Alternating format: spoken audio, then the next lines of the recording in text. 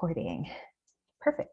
Welcome, everybody. So my name is Hazel Claros. I am the Assistant Director of Admissions here at the School of Leadership and Education Sciences, or SOLES. You are all at the PhD in Leadership Studies Open House Week session. Yay, party. Thank you. I see one of you joined me in my party. I appreciate that. All right, so if any of you joined our session this morning, this will be basically a reminder of what we went over. But for those of you who are joining us for the first time, just a quick overview about our college. So we are at the University of San Diego, but our college is called the School of Leadership and Education Sciences. And because it is a mouthful, we refer to it as SOLES. So you'll hear that throughout the presentation. But essentially, SOLES is a collective of academic departments, centers, and institutes. We have 11 graduate degrees, PhD degrees, 5 graduate certificates. We have over 34 full-time faculty members, affiliate faculty, and we have over 30 administrators and staff. We also have over 800 graduate students. We're actually the largest graduate college on campus, and we're also the most diverse college on campus. We make our students of color make up 48% of our graduate students, and that's something that we continuously try to work on, to bring in students, not just students of color, but students of diverse backgrounds, varying abilities, varying experiences, and that aligns very well with our core values. So SOLES prides itself in having the core values of diversity, inclusion, and social justice. We also focus on the excellence in teaching, but beyond that, you'll notice that SOLES has a true commitment to the person and to the community. You'll hear the phrase, welcome to a common home, having a sense of community within SOLES, within USD, and the greater Linda Vista community.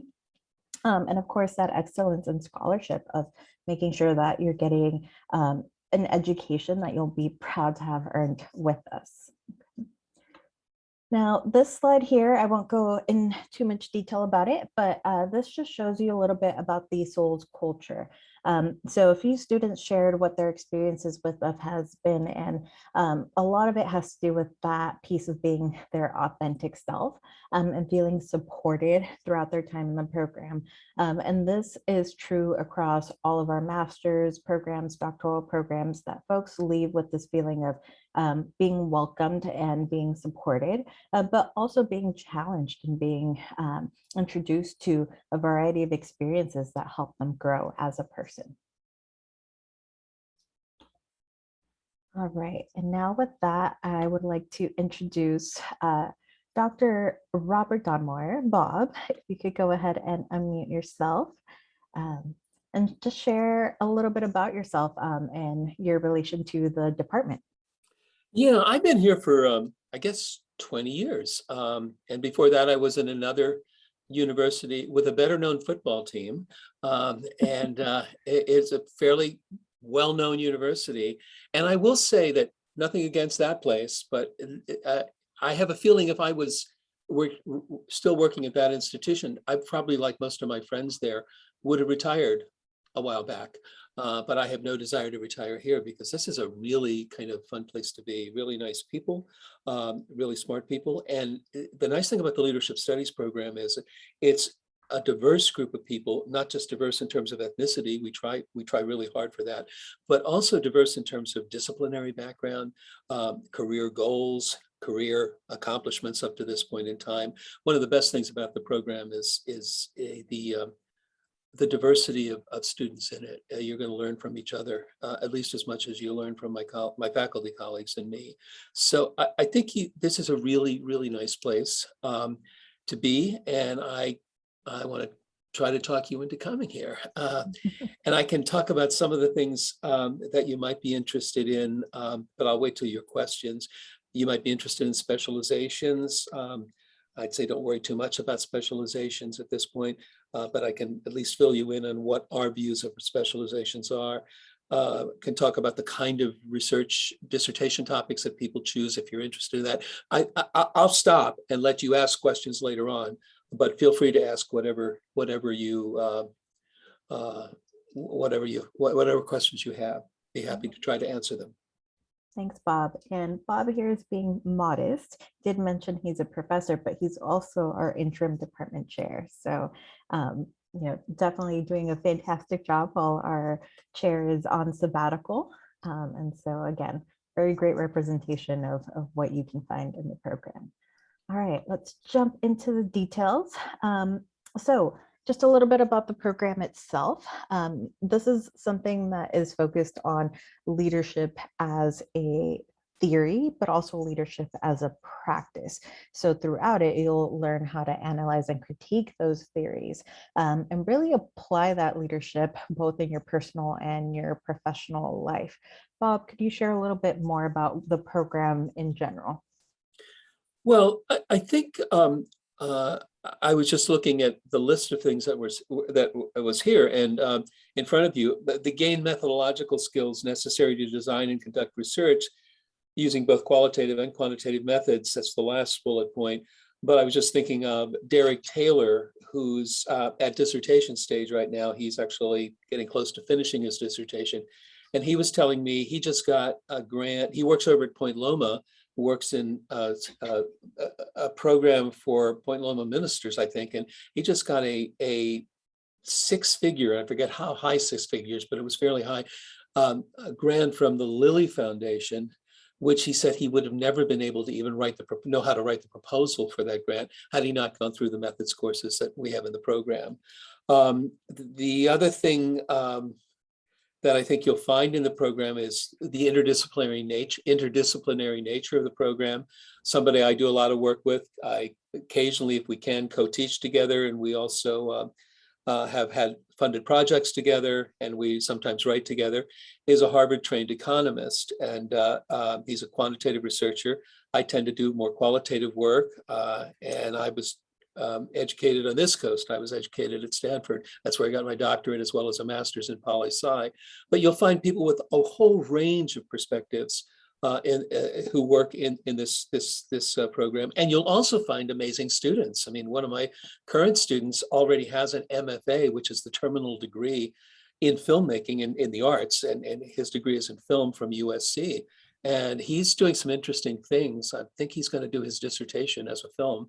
And I said, are you going to do your dissertation proposal as a film? And he said, yeah, I hadn't thought about that. And then he came back and said, I think I should. And so I think there's a lot of elbow room here to do things that you want to do. If you have a good idea, if you can defend it, you're going to find faculty who are supportive of it. So I could go on and on and on, but I think I'd rather keep this brief so that you have a chance to ask questions, and I'll be happy to respond to any questions that you have. Is there anything else, Hazel, that you wanted me to, think I should say? No, but I think it's a good segue into our specializations, and I guarantee you that there will be questions here. Yeah. So just really quickly for everyone, we do have 5 specializations that are typically the standard specializations built into the program. And so we have educational leadership for innovation and social justice. We tend to connect that to K through 14 education, or K through 12 education. We have the higher education leadership specialization, organizational leadership and consulting, nonprofit and philanthropic leadership. And then the last one is the individualized option, where you are able to get creative with what you want to do with your dissertation and the way that you want to apply leadership to your organization. Along with that, we have professional certificates that you can see listed here. The great thing about the individualized option is you can also pursue your professional certificate and graduate with your doctorate and a certificate without taking additional courses. So it can all be weaved into your curriculum. Now, Bob, one thing that I know folks always have a question about is, well, how do they go about choosing these specializations? And when it comes to the statement of purpose, how detailed do they have to be about the specialization piece in that prompt? And my response is don't get too worried about specializations, particularly when you're applying for the program. I mean, unless you know that there's a specialization that's really what you're about. You're really about nonprofit and philanthropic leadership. Well, then, of course, you can say that and you can write about it. But I think the faculty, I've never seen the faculty make decisions about who gets admitted based on the specializations. At the end of the process, after when we have maybe 5 slots left, we may say, well, let's look and see what kind of spread we have. Is there any specialization that's underrepresented?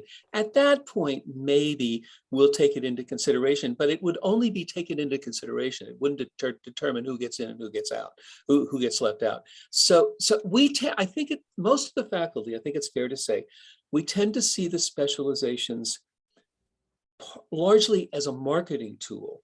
And it's marketing in 2 senses. It's how we market to you to say, hey, what can you do with a doctorate in leadership studies? That's a kind of an unusual degree. Well, you could work in higher ed. You could work in organizational consulting. You could work in the nonprofit sector. You could work in education or higher education. So it's a way for us to signal to you the kinds of things, some of the things, not all of the things, but some of the things that you can do with a doctorate in leadership studies. The other aspect of marketing, it's helpful for you to market because you can say I have a PhD in leadership studies with a specialization in fill in the blank, and it could be one of those that are on the screen or something else. We, by the way, have added 2 specializations since the slide was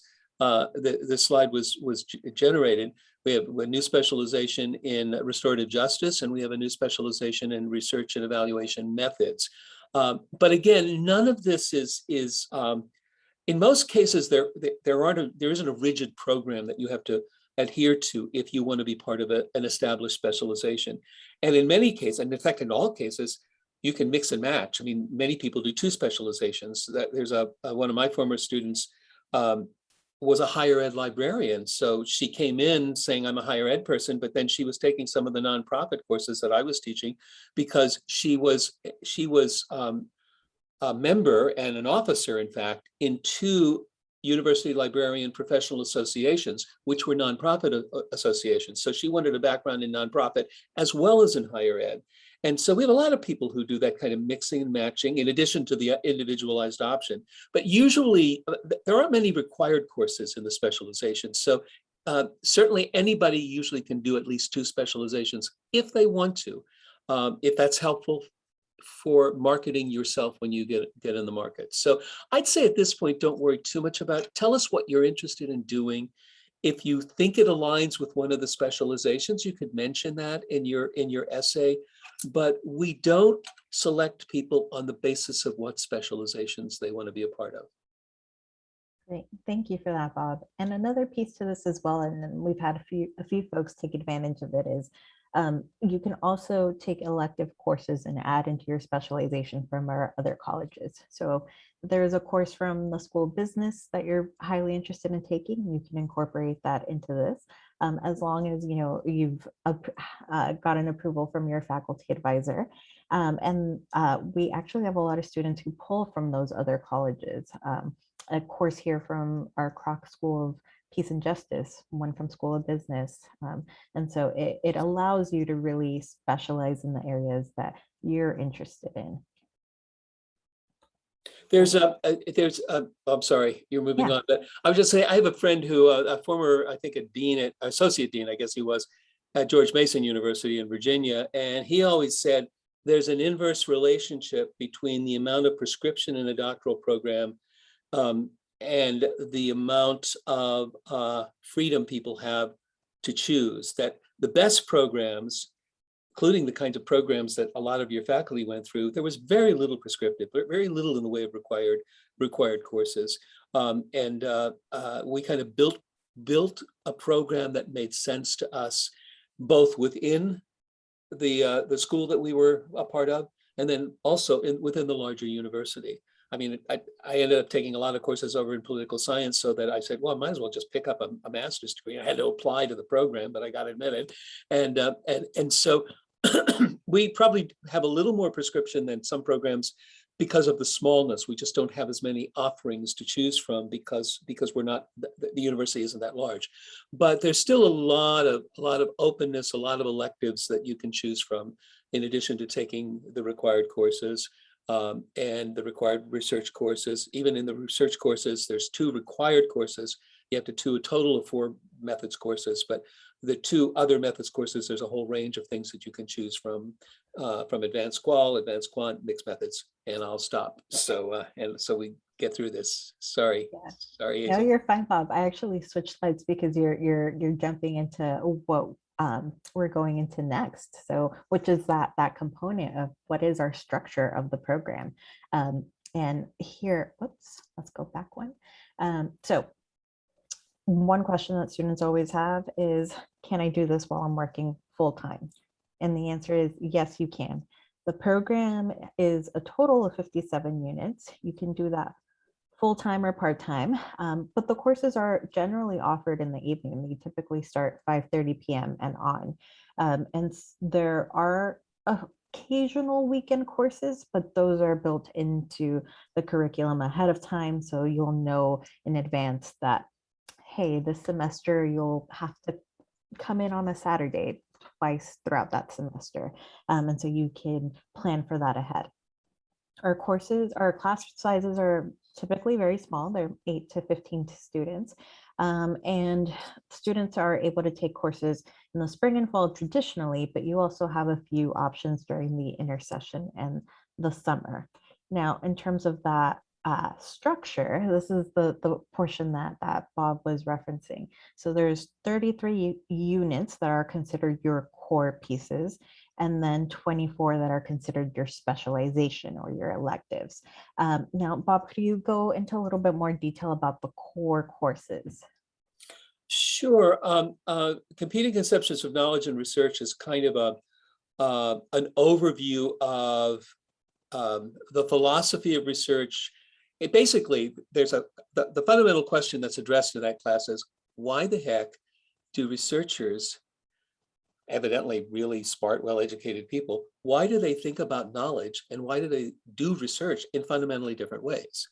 And there's an attempt to, there's some good answers to that question.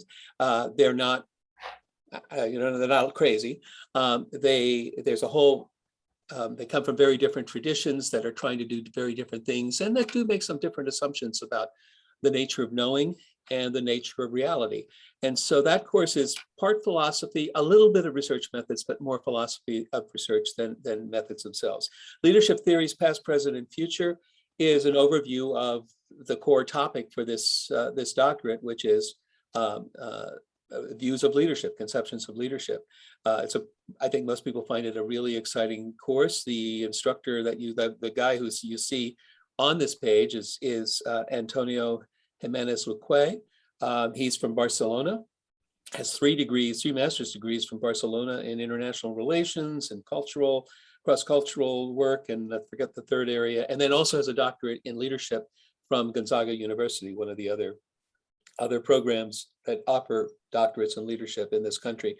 And then there's the 2 required research methods courses, the quantitative research methods, the qualitative research methods. You're also expected to take 2 additional research methods, but you get to choose those. Dissertation seminar comes at the end. For those of us who were full-time students at other institutions, when we first came here, said, what's a dissertation seminar? No one ever helped me write a dissertation proposal. But when you have a lot of people who aren't here on a day-to-day basis, moment-to-moment basis, and can't kind of become socialized informally as well, I found that this is very helpful. Basically, the goal of that course is to get you to come out of it with a dissertation proposal that you can then defend. And then you take an additional 9 hours of dissertation credits. Those you do on your own with your advisor. You don't show up on campus. You don't have to be in a class. They're not a class. It's basically a kind of independent study. So that's sort of the core of the program. And now we've already gone over the areas of specialization, and here we have a little bit more detail about the dissertation. But one thing for all of you to know is that typically the courses, all 57 units, are done within 3 to 4 years. Now the dissertation piece is that part that might vary, right? So that last piece of you're enrolling in your in your 1 unit dissertation course, that's something that you continue to take until you have completed your dissertation. So the university allows you to stay enrolled in the program for a maximum of 7 years. So meaning at that 7th year is when you need to have completed your courses and defended your dissertation in order to earn your PhD. But on average, students will complete it in 4 to 5 years. So again, 3 years for courses and then your dissertation in that 4th or 5th year. We've had students who complete it faster than that. It really just varies, but just be aware that, if you want to be on that part-time track and things come up throughout life, you do have a maximum of 7 years to, maybe you just take one course one semester, or you could enroll in that full time and do the 4.5, 6 units, however you'd like per semester. Yes, Bob, do you have anything Yeah, to I'm add? just going to add that a couple of things. One, it's very rare, but I have had several of my students have finished everything within 3 years. Now, in one case, the person was sent here by the Air Force Academy. All he had to do, besides being a father to 4 children, all he had to do was actually do his work here at the university. He didn't have to do another job. And the Air Force Academy expected him to be finished within 3 years. And so he literally had the dissertation completed within 3 years. I had another student who worked here on campus. She had a contract with the business school, a 3-year contract. She was an accounting professor, and she finished her degree within 3 years, and then went off and got a job at another university as an accounting professor. But they're the exception to the rule. I mean, it's very few people. And in one case, the guy was a full-time student. In the other case, the person was teaching courses here on campus, but at least was on campus. So it was easy for her to drop over from the business school to come over to our school. So people can do it in a shorter amount of time. It's unusual. The other thing I'd say is that the 7-year rule, there's a little flexibility in that. You can petition to extend that. And I've had a number of students who've had to do that. And as long as you have been making progress, the extensions, at least up to this point, have always been approved. The other thing I'd say about that is some people have medical emergencies, family emergencies in the middle of that 7-year period. And that's also a way to extend beyond 7 years. In fact, before you are advanced to candidacy, and that means before you've done Part A, which is a lit review, and passed that through a blind review process where the people don't know who they're rating. You pass that, and then you had your proposal accepted. After that, you've advanced to candidacy, and you can't take a leave of absence. Before that, however, you can take a leave of absence. And so people who have family issues, who have medical emergencies, who have something with their career. We had some people in the armed forces who've been sent to Afghanistan and were involved in nation building there, and they could take a leave of absence. So the 7-year thing, I mean, I think you should think in terms of that as you don't want to go beyond that if at all possible. But if you have circumstances that force you to go beyond that, we're usually pretty understanding and will let you. I had one person once on I think the 14-year program. It took him 14 years to finish it. And I think it was at that point that we all decided, hey, maybe we ought to set this 7-year deadline to at least inspire people to try to finish within that time. And most people do. Most people, in fact, finish in less time, as Hazel was saying. But 4 years is not an unreasonable amount of time, even for a part-time student, assuming you take 2 courses a semester and are willing to do that kind of grind. If you want to go a little more leisurely, you can do that. The other thing that we do have courses in the intersession, and we do have some courses in the summer. So there's more opportunities to take additional courses and get the coursework completed. So anyway, I'll stop and let you continue, Hazel. So for any of you who were doubting, can I do this while I work full time? Can I do this while I raise a family? Can I do this while I'm commuting? The answer is yes. Yes, you can. So that should not be a limitation for you, because we're here to support you throughout that process. And yeah, you got the time to take things as you need to. All right. So another piece about our program that I will say is very unique to SOLES is the global experience. You'll hear folks refer to it as the international requirement, but it is an exit requirement for SOLES. So it's an opportunity for you to travel domestically or internationally. So consider it a mini study abroad experience. So the trips are typically 7 to 12 days, even 12 days might be a little bit long, but it really is an opportunity for that experiential learning. And so it's an exit requirement built in to help you develop that cultural competency as it relates to your program and to your specialization. And sometimes you can take some of your core courses and have it, count as your global experience as well. Bob, could you share a little bit about the global experiences you've led and just a few of the experiences that the students have shared with you from that? Yeah, I think it's one of the more popular parts of our program. The one experience that I led, one of the experiences I led was we went up to Northern Canada to participate in Blue Quills College's culture camp. And basically, the title of the course was Leading and Learning in Cree Culture, because Cree was the tribal group that we were working with. And it was a really, really, really special experience. And in fact, some of us are still meeting about it. I just had a Zoom talking circle with one of the persons from the group up there, the Cree group up there, and then another student who had participated, and then a new student who's Native American. And he's the one who said, can we get together again? Because you guys were really supportive. He just graduated. All through my program, you guys were all supportive. So that's just one of the things. But there's also programs. Lee Hubbard, who's I'm taking over for temporarily, she takes a group of students to Ireland almost every year.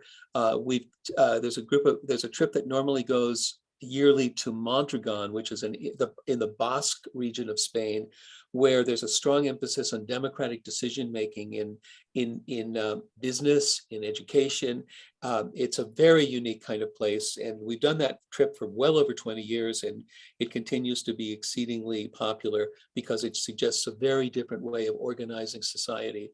How much of that can be transferred back here is an interesting question, but it still can. Now, let me just add one more thing quickly here so that you're not scared. I could go on and on and on because one of my friends, two of the members of the department are planning a trip to they had to cancel it. It was planned, but a trip to the Amazon. They're going to be on the Amazon and looking at particularly higher education programs in Brazil. But I could go on and on and on, but the one thing I want to say is don't get scared by this, because there are ways of meeting the international requirement if you can't travel out of the country. If you have young children, for example, and you just can't leave them for 7 to 12 days. We have a regular course that has an I for international designation, so you can take that course. Some of my students, this is usually master's students, but it could also be PhD students. Particularly if a student is international, to ask them to do an international requirement seems a little unusual, but that is kind of the rule. But what we do with some of them is I'll meet with them one-on-one. I just did this with a young man from the Philippines. He was a master's student, but he had grown up in the Philippines up to a certain age and then transferred to the US. And I said, well, why don't you and I just have a discussion comparing the two different cultures, the culture that you found here and the culture that you knew in the Philippines. He had just gone back for a short period of time, for about, I think, 3 or 4 weeks. So his memory was fairly fresh in terms of what it was like in the Philippines, given the fact that he had recently been there. So we basically had an hour conversation. Now, we didn't do it for credit, so that gave us maximum degrees of freedom. If we were doing it for credit, then I probably would have had to have him do a paper and we would have to do it more formally. But because we weren't doing it for credit, but it still met the international requirement, we could do it informally. It was kind of a low cost. He had really interesting insights. He had obviously thought about what he was going to say during the conversation before we said it. Among other things, he said, the Philippines is a colonial entity of the United States. So in a sense, we're a developing US. We're kind of like the US, but we're also developing country. And so we're different, but the differences have more to do with the fact that we are not all that well off economically, and less to do with the fact that we have values that are different than the US. So anyway, so it was an interesting discussion. And so the point is there are ways to meet the spirit of the international requirement without necessarily doing a course. I think most of you will want to do the courses. They try to price the courses. They try to reduce tuition so that you can cover things like airfare and the like. Whether they get it precisely right, I'm not sure, but you pay less to the university to take the international courses than you do to take a regular course. So I think for most people, it's doable. But if for some reason it's not doable, there are alternatives. Thank you, Bob. And on the opposite end of that, we have doctoral students who have done 2 or 3 trips throughout their time in the program. Yeah. Very much so. Yes, very much so. Yeah, so just really quickly, I'm going to go ahead and play this video. This is Ariela Canizal, who speaks about her international experience. It's a very short clip, but she was a master's in higher education student and is now completing her PhD with us as well. Our commitment to global education started decades ago. Every student, they should actually have to engage in a global experience. What I think is impactful is that it's across every department, and there are a broad variety of courses, which I think is what makes it so spectacular. I was able to embark on this journey to visit the University of Auckland. It was great to kind of create my own curriculum with my professor, but at the same time have an opportunity to go somewhere that I've never been before. Right, I saw some nodding, so that let me know you could hear the sound. I didn't know she had been to the University of Auckland. I spent a year there. I didn't realize Ariella had got there. Wow. Yeah. So one thing Ariella mentioned is she petitioned to do that. So rather than doing one of the faculty design trips, she basically petitioned to do her own trip with a few of the connections she had there. So another option that you have. As you can see, our program gives you a lot of options and a lot of freedom to do things that will feed your passion. All right, a little bit on our program outcomes.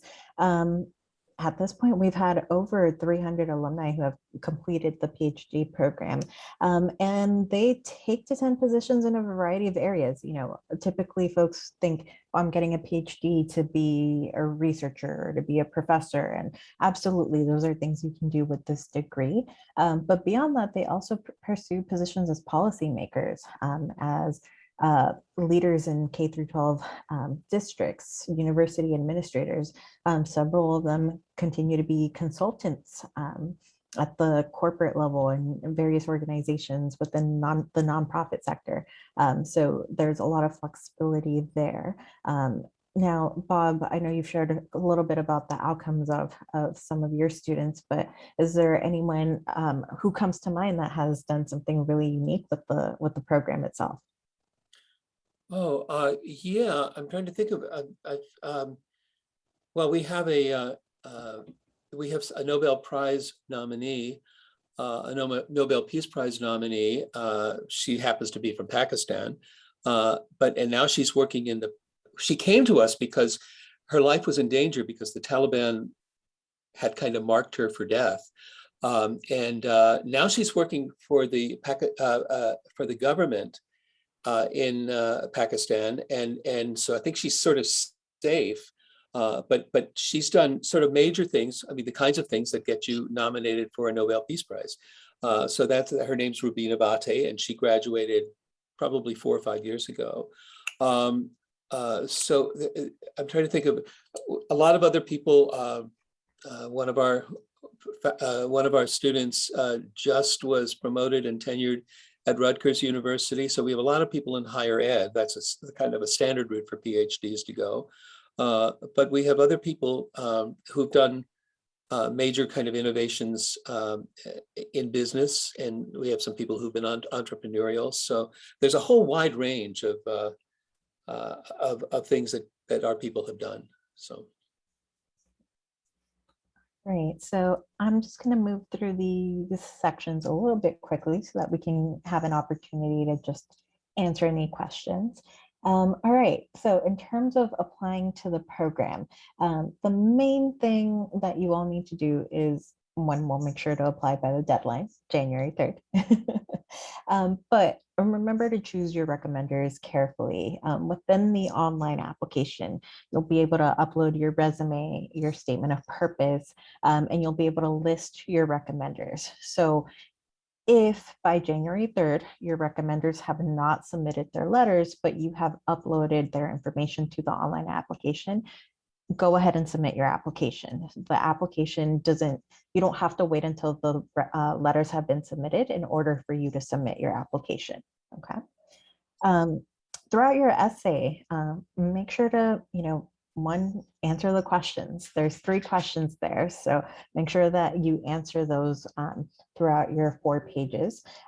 If possible, make connections to the faculty and to students. We have student ambassadors who are available to speak with you so that you can get a better sense of the program and of these specializations, and definitely make an advising appointment with us.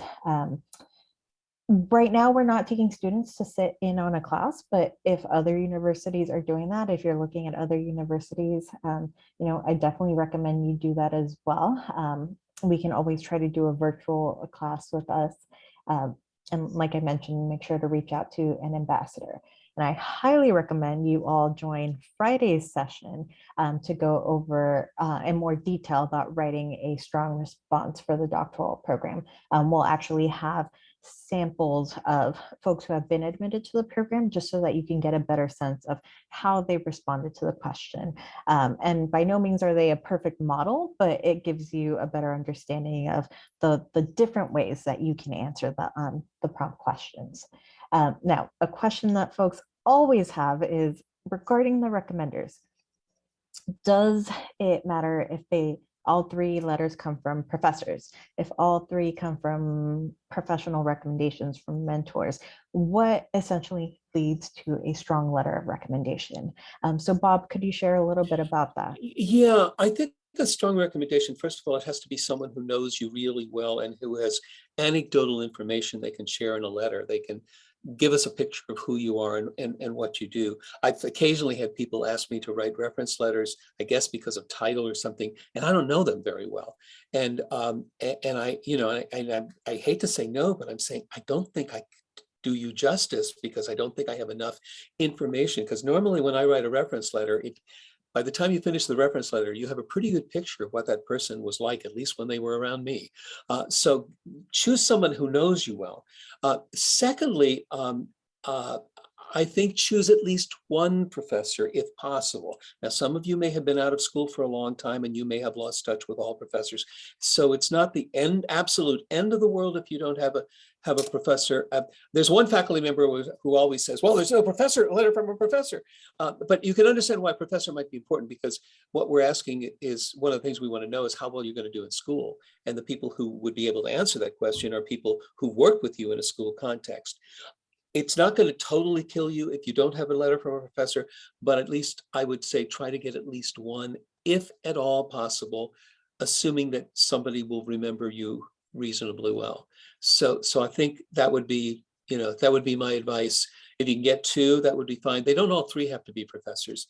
Other people might speak about you as a leader, and that would be of interest to us as well.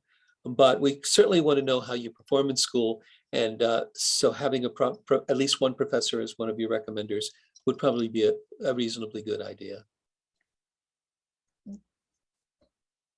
All right, and now moving into tuition and aid. So before I jump into these pieces, we will be hosting 2 upcoming sessions going over financial aid in a little bit more detail. And there's one happening next week. So we can definitely send you all the link for that to register.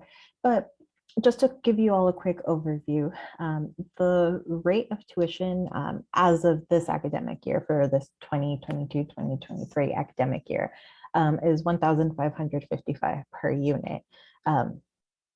With that, you also have the fee of the application fee, the $45 fee. But just for attending, you'll be able to receive a waiver for that.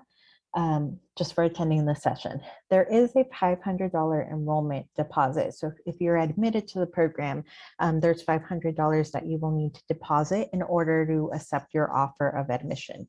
Now, if for any reason there's other circumstances that prevent you from paying the $500, you can always discuss that with us. And there's opportunities there to either pay a deposit later on or to waive it entirely, depending your circumstances. Okay. Now, one big thing that everyone needs to consider is that our programs are not fully funded. Okay. We do offer doctoral assistantships. There are opportunities for scholarships and grants through the university. Just by applying to the program, you'll be considered for the Dean's Excellence Award, which used to be named our Merit Award and our Diversity Award. They've been combined into this Dean's Excellence Award.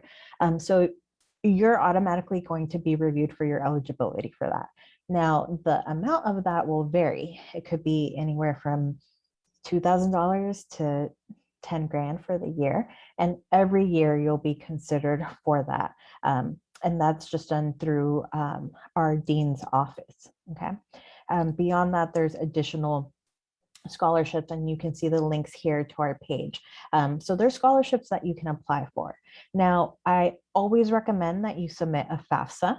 By submitting the FAFSA, it enables our financial aid office to see if you're eligible for loans and up to what amount, and also if you're eligible for any need-based grants and scholarships through the university. Now, if there are any circumstances where you cannot submit a FAFSA, there's other opportunities for funding, and if for whatever reason you're not able to submit a FAFSA, by all means, I definitely recommend that you make an appointment with me or with one of the other advisors. So say, for example, if you're looking at military benefits, or if you're undocumented or documented, right? There's different things available to you outside of the FAFSA. For graduate programs, the priority deadline for FAFSAs is April 1st. So make sure to submit your application by January 3rd, but make sure to submit your FAFSA by April 1st. So like that, once you're admitted, our financial aid office can start putting that package together. All right. Yes. Can I just say, I'd encourage you, I'd encourage you to not get totally inhibited by cost, because I know of some people who decided not to apply and then they went someplace else and said, how much you were paying roughly a year? And I'm pretty sure you could have whittled our costs down to the amount you're paying elsewhere. So I'd say, since you're attending this meeting, your $45 application fee is waived. So it costs you nothing except time, which is important, but it costs you nothing to apply. And I would encourage you to apply. And let's see what kind of package we can come up with. And we may not be good enough. We may not be able to attract you, but I'd say give us a shot if you could. So definitely, and definitely take advantage of all of our resources. Like I said, we're going to have a financial aid workshop, which is just an opportunity to learn about that in more detail. And another thing to consider too is the way that you're billed is by the number of units that you take per semester. So if you're taking the program part-time and you're, say, only enrolled in 3 units, 4 units, you're only being billed for that. The cost at the end of the day, once you're done with the entire program, is the same, but you're spreading that cost over a certain period of time. Now, to be eligible for federal aid, you do need to be enrolled in, I believe it's 3 units for the doctoral programs. For master's, I believe it's 4.5 units. All right. Again, deadline to apply, January 3rd. You'll all get plenty of reminders from me via email. So don't worry, if you didn't jot it down, you will be reminded. All right. And then here's just a few takeaways. And I do want to open up this section now for questions. It looks like we have 15 minutes available. And so, take a brief second to read over these takeaways. And if you do have any questions, you're more than welcome to write them in the chat or go ahead and unmute yourself so that we can go ahead and tackle those questions. And Either myself or Bob can go ahead and answer those. Do you want them to just speak up since we can't see everybody? So Yeah, if you you have a can- question, just start talking, and if two of you talk, then we'll fight it out. But You can just, speak up or put your question in the chat. oh, in the chat. I'm sorry, I didn't hear you say that. All right, Paul, ask away. Yeah, I was actually just wondering if you would be able to tell us if like kind of what program or what areas of research you're currently investigating, where your interests lie, Bob. Yeah, I'm one of the things I'm actually returning to an idea I had very early in my career, and I kind of abandoned it. My first federal grant was to study what I call the deliberative approach to evaluation. Now, I'm not interested in evaluation anymore, but I am interested in the idea of different people who view the world in different ways and who could be considered different kinds of stakeholders, getting them together and have them think of, can we just decide what the problems are that we want to kind of investigate, and then involve them in the investigation process, and then say, when we get information, what does this information mean? I had done this in an elementary school, and it was really an interesting process. And I got some publications out of it, and it was fine, and it helped me get tenure, I guess. But I realized how difficult it was to do that sort of work. So I'm kind of returning to it for my sabbatical, which is coming up at some point in the future. It's supposed to be it was supposed to be last semester, and I postponed because I wanted to travel. Now it's supposed to be next semester, and I've asked to postpone it again. So maybe I'll never do it. But I'm scheduled to go to the Harvard negotiation process and hone some facilitation skills for this sort of process. And I'm actually doing a paper along with one of my former doctoral students and a First Nations person. We have a session at the International Leadership Association meeting next week. It's in Geneva, but we're going to do it virtually. I'm not flying to Geneva to spend a long weekend in hotel meeting rooms. That's just too expensive and too time consuming. So we're doing a virtual version of it, but we're looking at the theme of it is leading together. And so I said, but that's not unusual for the leadership studies field, where people have been writing about collaborative leadership for a long time. But what about collaborative research about leadership? And so we're actually doing papers, one based on a First Nation talking circle, an Indigenous groups talking circle, and the other my earlier project. So that's sort of one of the latest things. I also have, this was a student who led me in this direction, but the student I mentioned, I think earlier, who has an MFA in film, we just did a paper on digital research methods, and we used a lot of the clips of the work that he's been doing. So that's sort of I've always been interested in alternative ways of reporting research that hopefully will communicate more effectively to practitioners. And so this was yet another alternative way of reporting research. And so that was just a find because of a really, really great student. But anyway, so I could go on, but I don't want to take too much of this time. So, but it's good. Thank you for the question. Thanks, Bob. So there are, John, before we get to you, there's two questions in the chat. The first is it possible to begin in the spring semester? And the answer is no. We only admit students in the fall. Now, there is a caveat to that, where if you are admitted in the fall, you have the option to begin by taking your elective courses the summer prior to the fall semester. And so that's an option for students. Typically, the majority of students still choose to enroll starting the fall. So you'll start with your core courses, but there is an option there that if you are admitted, you can start in the summer beforehand. Yes, Bob. Yeah, Hazel, no, I had a question about that, because it's a real question, because I have another student who has immigration issues and finishing a master's program, wants to get into the doc program. Do they have to be admitted go through the open campus program to do that? Or that's not, they don't have to do that. So they can just do it. And No. even could they take courses in the spring? Not in the spring. So you wouldn't be able to enroll in the spring. So now there's something important about that, bringing up the availability of courses for international students. Due to visa requirements, the program can only accept students in the fall. So international students would not be able to take courses over the summer. But there are some exceptions to that. If this is a student who's already in the States, then there's a little bit of wiggle room there to extend that visa. But for the most part, international students do need to start in the fall. And that actually feeds really well into the next question in the chat. As an international student, students are also looking for online options. And unfortunately, our programs are not online. Our PhD program is only offered in person. The 2020 with the pandemic was the only exception to that rule, where we did move on to online courses, but now we're back in person full time. Okay. All right. But that may change in probably not next year, but we certainly are discussing online. We got to do online pretty well when we had to do it. And so we're saying, why wouldn't we continue that? But I think Hazel's answer is correct for now. And I don't want to promise something that I can't guarantee we're going to have.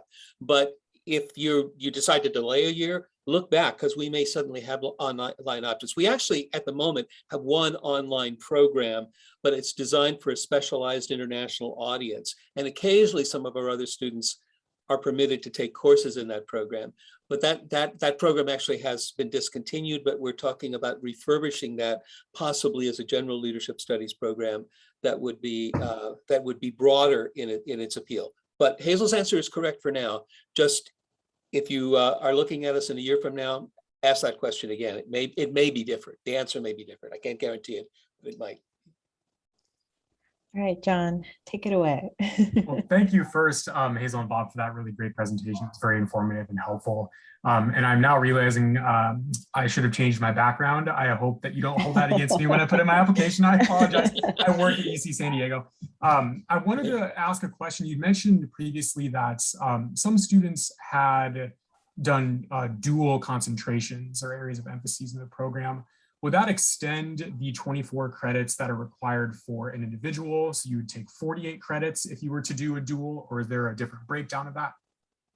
No, you can always take more courses if you want to, but it's in terms of the requirements, no, it doesn't extend. What I'm saying is that if you did 2 specializations, you could do that within 24 units. Most of the specializations, many of them don't even have required doctoral courses. The nonprofit program does. There's 2 required courses there.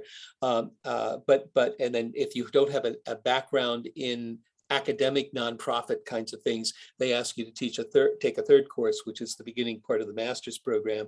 So that's still only 3 courses. That's 12 units. You still have 12 more units that you could take elsewhere. When we were selling the idea of a research and evaluation methodology specialization, we said, look, people can be doing something else, and they could.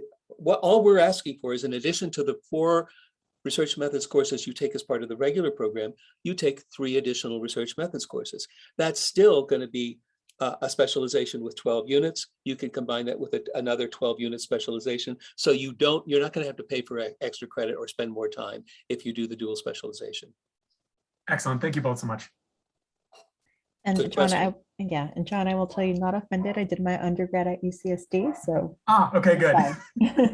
I'm from Nebraska originally, so I'm all over the place.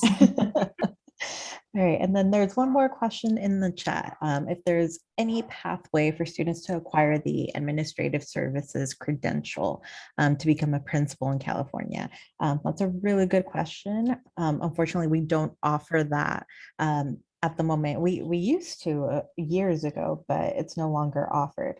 We had a nationwide recognized principal certification program, the ELDA program.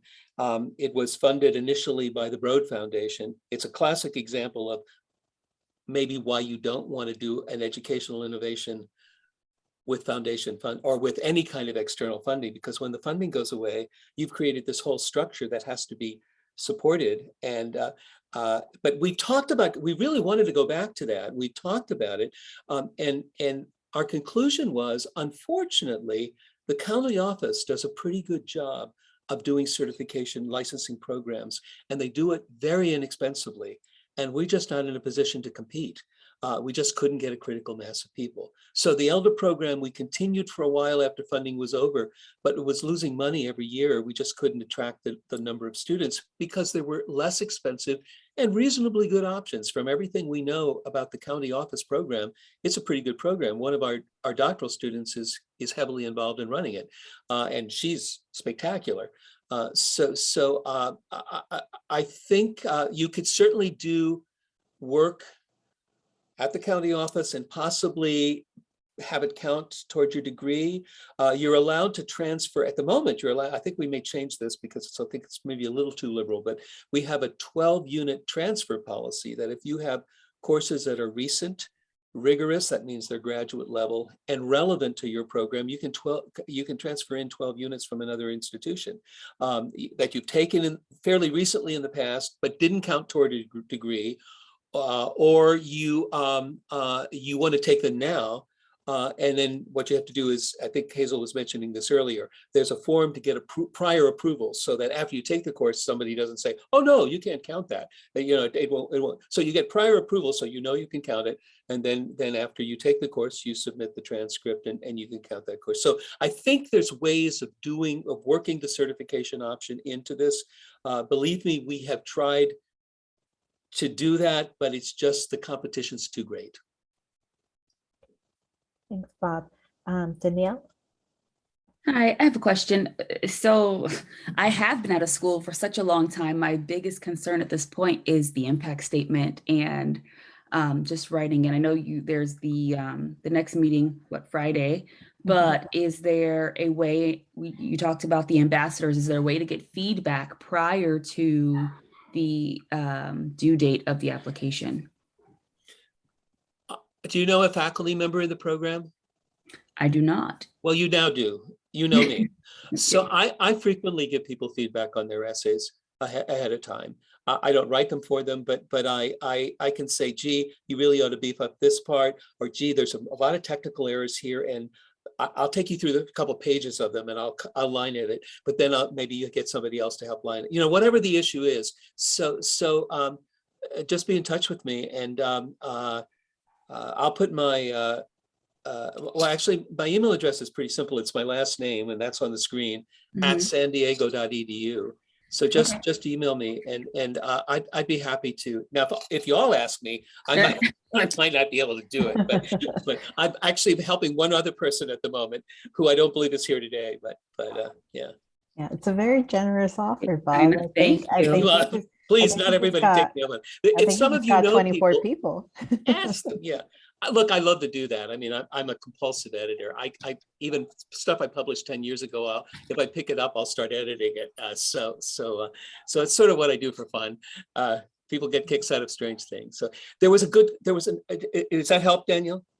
And look, a lot of people are in your situation. A lot of people have been out of school for a while. So don't let it inhibit you. Do your best to manage. It's a problem. Learn how to manage it, and do your best to manage it. And if you can use me, use me. So yeah. And I'll add to that. The best piece of advice I can give you when it comes to the statement of purpose is look at the questions, answer the questions, right? Just do your free write where you say you've answered the question, then give it to somebody else to read over it. And don't provide them too much context as to what you've written. Just say, here's the prompt, here's what I've written, and give me feedback on it. Did I answer the question? If someone's able to say, yes, I can see how, this is your area of specialization, it's clear to me, then it'll be clear to the faculty. And if you've been out of school for a while, don't forget the resources that are available to you through your master's programs, through your bachelor's programs. As alumni, you typically can take advantage of career services centers, writing centers. All of those are still available to you. And so now's the time to tap into them. Thank you. I actually did not even think about that at all. Hazel, we had a question that I saw somewhere in here, which was a really good one, is can they apply administrative certificate credits? I know you can't apply anything that's been used for another degree, if it was extra and you took it in another degree program and it was more, you took more credits than you needed to get the degree, you could transfer those in. But this was a different question. Could somebody speak up? I know maybe they had to leave. Yeah, it was Paul. Me. Yeah. Oh, Paul, it was you, Paul. Sorry. I'm currently enrolled in a master's certificate program. It is a non-degree seeking program, as I already have a master's in diversity, equity, and inclusion leadership. And so when I just heard that, I was like, oh, I wonder if that would count and if that would apply. Do you know the answer, Hazel? Because I'm not sure of the answer. Yeah, my instinct is that yes, because it's not counting towards a degree program. But in terms of transferring credit, I'll tell you right now, what will be asked of you is share with us the transcript and share with us information from about that program website and all of those pieces. And the faculty will review those in more detail, and then they'll be able to determine, okay, you know, if you earned 12 units, but of those 12, only 6 meet our requirement. So those 6 can be transferred in. But just on based on what you've shared so far, I think you would be able to transfer those in.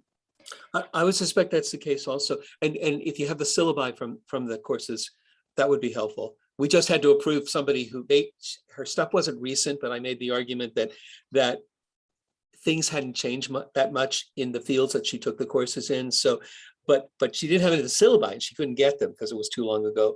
And so the person who, the final signature, everybody else signed except the final person, and she wanted to see course descriptions, so she sent catalog descriptions of the courses, and that seemed to do the trick. So if you have the syllabi, save them and submit them with the request.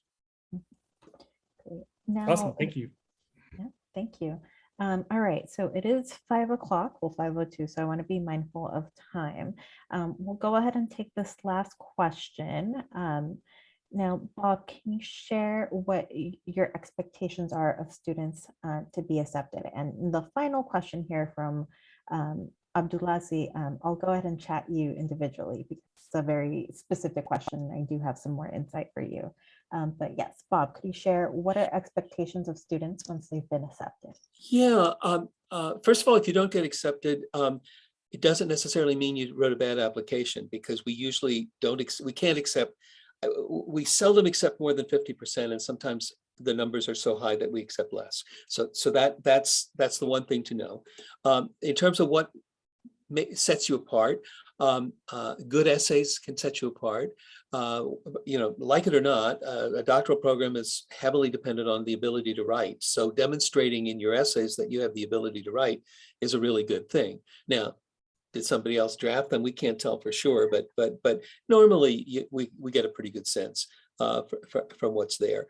Because if it was a professional essay writer who wrote it, that usually comes out loud and clear. It isn't, you know, I'd rather see a few more errors, but have an authentic essay than to have something that's done by a professional who's trying to beat the system. So writing is good. Grade point averages matter. It's an indicator of the ability to do higher education. And since grade inflation tends to be really high in master's programs, we do look at undergrad programs. So if you have a bad undergrad record, if you partied, you know, if you were immature, you were in the wrong major, don't think we won't notice. Explain it. Tell us why. Tell us why we should, give us context for that, and why we shouldn't assume that that's representative of the kind of work that you would do in a doctoral program.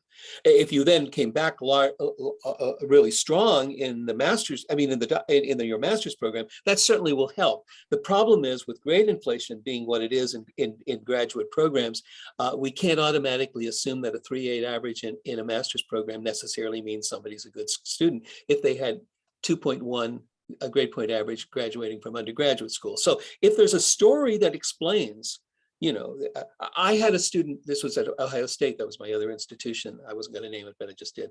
But she ended up having a horrible undergraduate record, and she applied, and we let her in, and then suddenly she was at my door saying, "Would you serve as my advisor?" And I mean, we became very close, and she became a professor and was a major officer in the American Educational Research Association. It had a really, really happy ending. But I mean, her situation was, she was African American, and at the time she went to high school, the faculty only thought that certain white students were ever going to move on to college, and so she didn't. Nobody helped her play the school game. And then later in life, she sort of was surrounded by people who were going to college. And she went to Ohio State, didn't quite have the skills, and that showed in her grade point average. But by the time she was in the doctoral program, she was really a good student.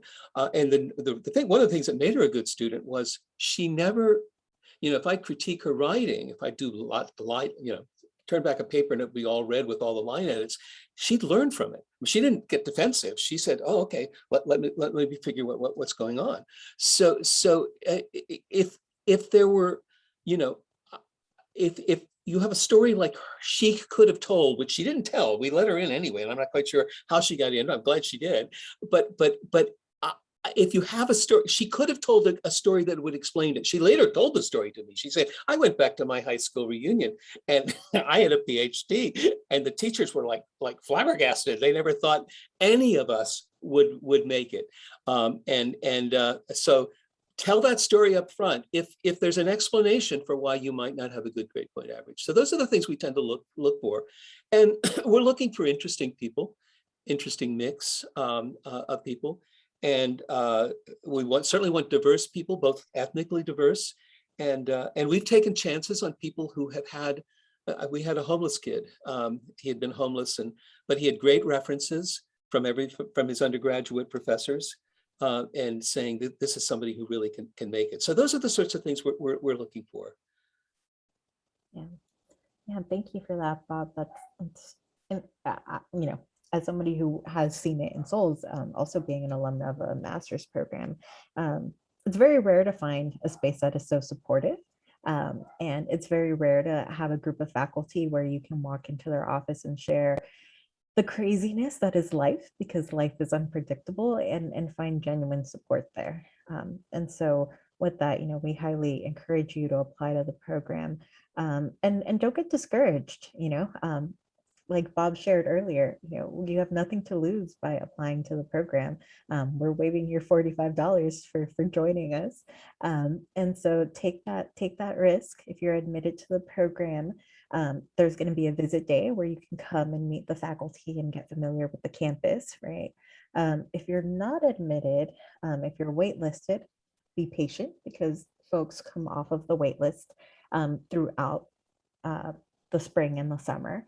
And if for some reason you're not admitted, there's a conversation to be had there. You can always meet with me or meet with a faculty member about what are areas that you can improve on if you are looking to apply again in the future. Okay. And if you aren't admitted this time around, we're being negative, and I don't think we should be this negative probably, but if for some reason you're not, I can name names of people who weren't admitted the first time they applied and they reapplied. One guy came to me and asked me to look at his essay, and I gave him feedback on it. And then he came back and I looked at his new essay. I mean, I didn't write it for him, but I certainly gave him feedback. I said, you could bolster this point, you do this. Here, there's some technical errors, take a look at this, or get somebody to take a look at it. So I know of a number of people who didn't make it the first time around, but made it the second time around. As I said, we have more qualified applicants than we have space to take them. So don't take it personally if you don't make it in the first time around. Consider coming back, and but I hope you give it a try. So. All right, we are well past time. Thank But thank you you for being all. patient. Thank you all for hanging out with us. So you will get the recording of this session probably next week. We usually do a little bit of editing and piecing things together. But like that, you can get the recording, the PDFs, and then you will also receive an email with the application fee waiver code. So you can save that for whenever you're ready to apply. And with that, thank you so much, Bob. It was a pleasure. As Oh, I always. had fun. I had fun. It was really good. Hey, and they can't ask to come to our classes? Is that because of COVID? It's because of COVID. You know, Well, we- that was one of the fun parts. Yeah. They used to come to my class, and next week we're doing something really fun. So anyway, but I think right now there's wiggle room there. I think it's case by case. So if any of you really do want to come to campus and sit in a class, we probably have to arrange that with faculty and make sure with students and everything. So I won't say it's an all inclusive no, you can't do it. There just isn't a set policy to say can we or can we not. Things are in limbo right now. We're rolling with the punches here. exactly. All right. Thank you so much. Thank you very much. Bye. We'll all be in touch, okay? Bye-bye. Bye-bye.